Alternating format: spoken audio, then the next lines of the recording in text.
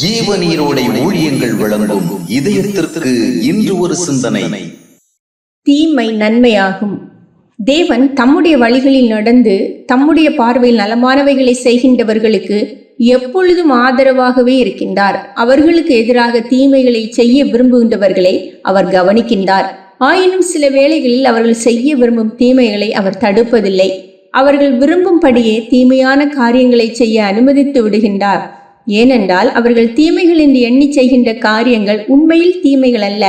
அவைகள் தம்மை விசுவாசித்து உண்மையோடு வாழ்கின்றவர்களுக்கு நன்மைகளாக மாறப்போகின்றது என்று அவர் காண்கின்றார். தேவன் நம்மை நேர்மறையான நன்மைகளால் மட்டுமல்ல, எதிர்மறையான தீமைகள் வாயிலாகவும் ஆசீர்வதிக்க வல்லவராயிருக்கின்றார். யோசேப்பின் சகோதரர்கள் அவனுக்கு தீமை செய்ய விரும்பினார்கள். தேவன் தடுக்கவில்லை. ஏனென்றால் தீமை என்று எண்ணி அவர்கள் செய்ய விரும்பிய செயல் யோசேப்பிற்கு நன்மையாக அமையப் போவதை கர்த்தர் கண்டார். அவர்கள் அவனை அடிமையாக விற்று எகிப்துக்கு போக வைத்தது நல்லதே. அதனால் எகிப்தின் உயர் பதவியில் யோசேப்பை அமர்த்த போகும் தேவ திட்டத்திற்கு அது உதவியாகிவிட்டது. எகிப்தில் ஆகாத பழி சுமத்தப்பட்டு அவன் சிறையில் தள்ளப்பட்ட போது தேவன் தடுக்கவில்லை. ஏனென்றால் அது தேவனுடைய திட்டத்தின் நிறைவேறுதலுக்கு வழிவகுத்தது.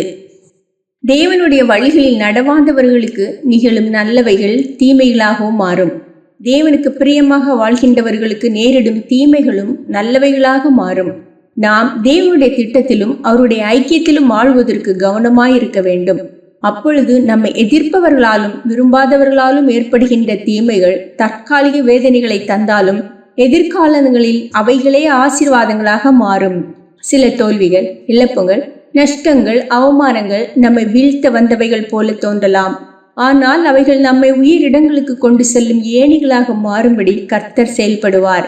தாவீதை ஒழித்து கட்ட சவுல் விரும்பினான். ஆனால் அதுவே தாவீது உயர்ந்து நிற்க உதவியது. சிந்தனைக்கோ, நீ தேவனுடைய பிள்ளையானால் எதிர்ப்புகள் உன்னை உருக்குலைக்க அல்ல, உறுதிப்படுத்தவே வருகிறது.